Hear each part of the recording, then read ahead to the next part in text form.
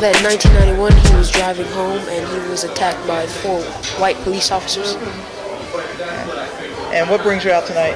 Why did you want to see him? Because I wanted to ask him a couple questions and learn how he felt that night and get some more details on how he actually changed African American history and American history forever. At what point did you stop being angry? Oh man, well, it took me some time. Because I had to listen and digest all the thoughts and all of everybody else's comments and the way they see the beating and the way they see me.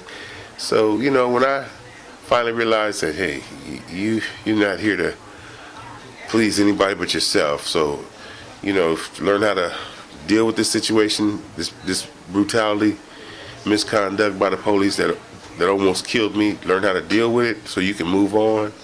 And I'll never forget it, but I can forgive. Because I won't be able to grow as a person if I hang on to all that bitterness and listen and let that gossip soak in and take its weight on me. So what was going through your mind as the city was burning?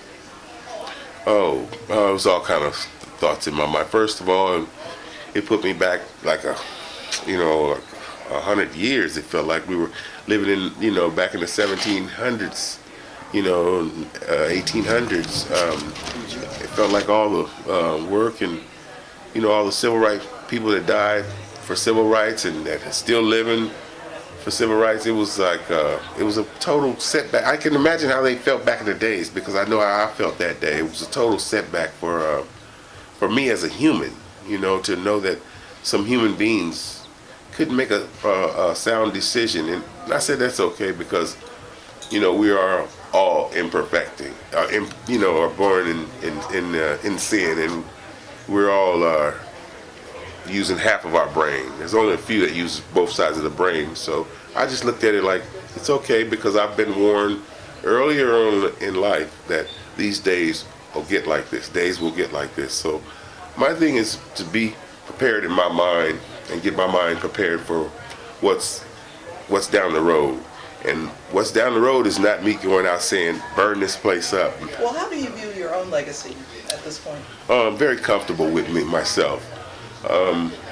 Very comfortable. I've waited 20 years to, speak my mind and put it down in book, So if I leave here tomorrow, my word is right there on book, And it was a really, really emotional, but a real relief to be able to put it down in book form, because I know 50 years ago, 60 years ago, I would have been dead already. They would have killed me off because they wouldn't have.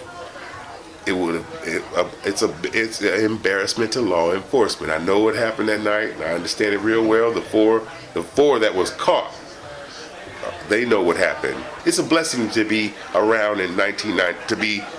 It's a blessing for me to be alive in this day and time and have gotten caught up in that situation, because we still have a lot of real crazy people out here that have their own way of looking at brutality. You don't believe what you see. Yeah, speaking of which, Trayvon Martin. Absolutely. What similarities do you see between your situation and his? Well, it's another situation. Unfortunately, I survived that beating. But when I heard Trayvon Martin scream, it sounded like the same scream that I screamed almost 20 years ago with the cops. So I can relate to the pain. You're screaming so someone can hear you because you don't know how many seconds you have left. Excuse me. So you're screaming for help from God, you're screaming help for somebody to come out and hear you. You're screaming because you only have seconds before your life is gone. And Trayvon Martin he'll no longer be here with us. And the family really needs justice. And no one knows that better than, people who have been through it. And especially, blacks. They really, really understand what Trayvon Martin is going through, because it's many of us have went through the same situation and some of us again are dead and gone like Trayvon is today. And over somebody trying to look good for the police, over somebody trying to look good for the neighborhood, over somebody who probably missed out on being a cop and he's trying to impress someone. It's as simple as day. Just like the video in my case was plain in sight to see. But in my case, unfortunately, there was a videotaping of it, and it was hard to beat it with a videotape. And so in Trayvon's case, it's a brutality that has been going on against black males since slavery, since the start of slavery, since the end of slavery, and all the way up to this day. Now, how painful, though, is it for you to revisit your situation, not only in the book, but in the VH1 special that's going to air tomorrow night, Uprising? You know, I must say, this is a very pleasant time to be alive. I'm so happy to be alive, to be able to see that video, and to be able to, you know, not be in that position like I was, you know, 3 years ago, 20 years ago. I'm so glad that I'm, you know, I'm at ease with my mind, and I'm able to see things and law enforcement for what they were back then, and never forget that. Well, what's the likelihood that something like this could happen again in LA? I won't say it is one, and I won't say that it isn't, because everything is unpredictable these days. You know, you just never know. So I don't really like to make comments on that. You know, but I know relations. You know, LA is trying to work on them. One last question for you. What's next? What are you up to? Well, just, you know, taking care of my family and taking care of me, you know, and enjoying life, you know, the best way I can, and getting comfortable. You know, I'm just now, you know, the past 2 years I've just been really getting comfortable with me and coming to terms with life, enjoying putting a fishing pole in the water and just waiting for that bite.